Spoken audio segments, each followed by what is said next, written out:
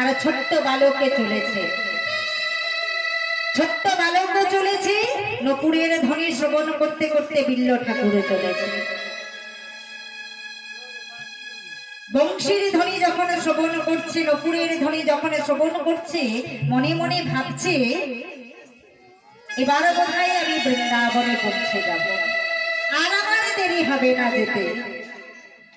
কারণ ভগবানে যার সহায় থাকে মা, তার কি আর কোনো বাধা থাকতে পারে? পারে না। ভগবান যখন পথে দেখাচ্ছে, নপুরের ধ্বনি শুনে বিল্ল ঠাকুর পথমধ্যে চলেছে, আর বদনে বলছে কি, প্রভু আর কত দূর, আর কত দূরে গেলে আমি তোমার দেখা পাবো বলো না? আর কত কষ্ট দেবে তুমি আবার, আর কতদিনে তোমায় ডাকবো?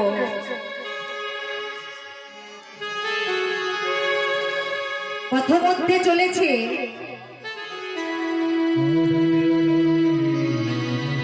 বলো না দয়াময়, বলো না।